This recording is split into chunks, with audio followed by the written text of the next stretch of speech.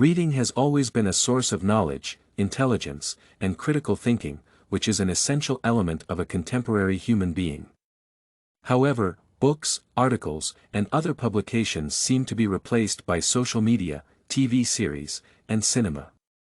People tend to spend their free time besides a computer or smartphone with a massive flow of messages, posts, and useless information. Nevertheless, it might be supposed that with aging, a person starts dedicating himself or herself to various readings more.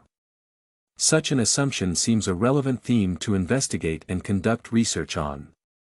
In this paper, a research design for this investigation will be proposed. The study will be designed as an experimental one. Participants of different age groups will be given a certain amount of readings for 1 month. It will be claimed that it is important to read a minimum of 100 pages, no maximum limit will be set. After this period, to measure the results, the approach that will be applied is self-reporting because a questionnaire will be provided. The questions will be as follows. The first one will be, how much reading have you done during the past month? The second question will be, was the given time enough to consume all the readings? The last one, was it a pleasure for you to take part in such an experiment? The participants will be free to give as long answers as they want, so it would be easier to define their attitude to the experiment process. This is necessary to determine their fitness for reading and even their acceptance of the thought about it. It seems apparent that the independent variable will be the age of the participants. Then, the dependent variable will be the number of pages read, as well as the extent of satisfaction of taking part in the experiment. It should be mentioned that the research will have several limitations. An exact quantity of answers may be invalid as some participants can give them being affected by bias to reading, especially the ones of young age.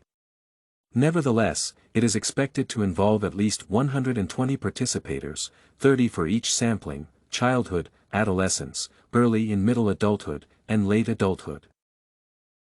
Some ethical considerations are also expected. It will be vital to explain the aims of the experiment explicitly and coherently.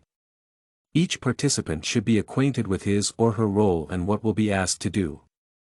After the above is explained, participators will be requested to give written permission of using the results of the study publicly. Of course, their anonymity will be respected.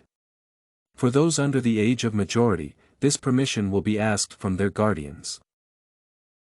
To conclude, the primary expected outcome of the study is to determine whether age is a substantial factor within the scope of reading or not.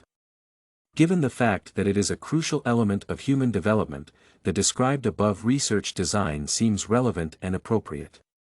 Furthermore, the extent to which the character of readings is affected by age might also be defined, as their range will be broad, starting from scientific studies and ending with short novels. All the ethical considerations will be addressed, thus, both the conductors and participants of the experiment will benefit from it. StudyCorgi.com has everything you need for successful studies. Writing tools, informative articles, and essay samples. Come check it out.